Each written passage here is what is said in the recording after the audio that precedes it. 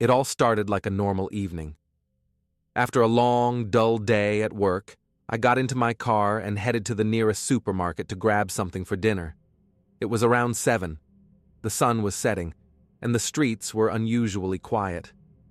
I figured maybe there was a football match on or people were just tired. But the farther I drove, the stranger things became. There were no cars, no pedestrians, no animals, not even a barking dog or a cat crossing the road. The windows in the apartment buildings were mostly dark, blinds drawn.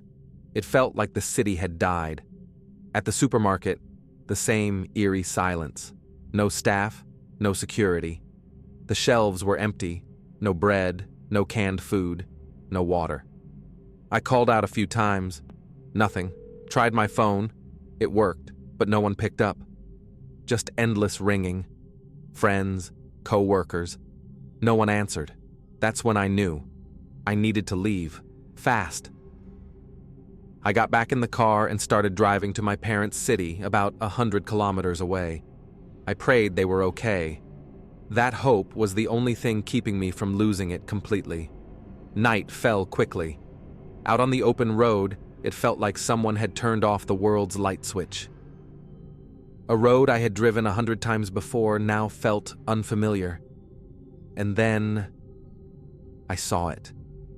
It was standing on the side of the road, almost 2 meters tall, grotesquely thin, its skin pale like old parchment. From a distance, it looked vaguely human, but only from a distance.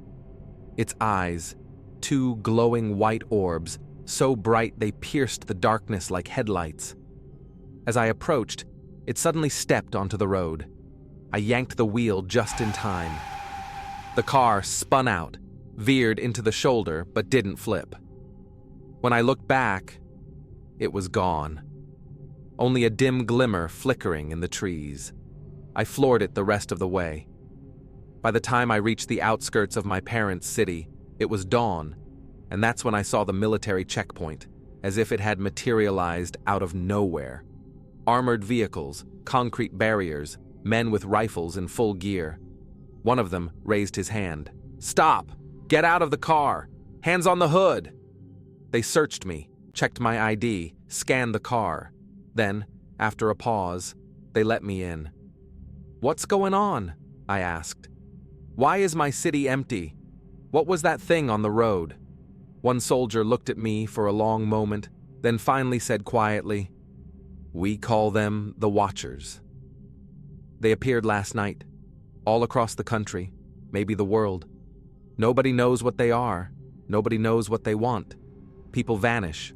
Whole cities go dark in hours. No bodies, no blood, just silence and glowing eyes in the night." My parents were alive, thank God. I told them everything. They had seen some reports on the news, but then all broadcasts stopped. The last things they saw were emergency alerts, mass evacuations, systems going down. Then, nothing. We started a new life inside the city, under military protection. The Watchers came sometimes, mostly at night. They never spoke, never made a sound. They just walked, or stood at the edge of the city, watching.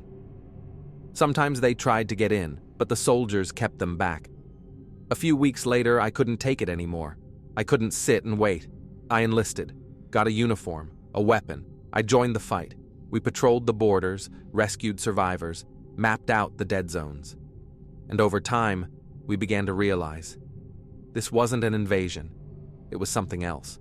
Like someone had flipped a switch, like reality itself had changed, and most people didn't survive the update.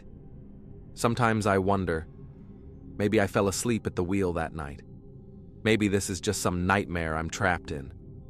But then I look out into the dark while standing guard and see those glowing eyes staring back at me. And I know they're real, and they're still watching.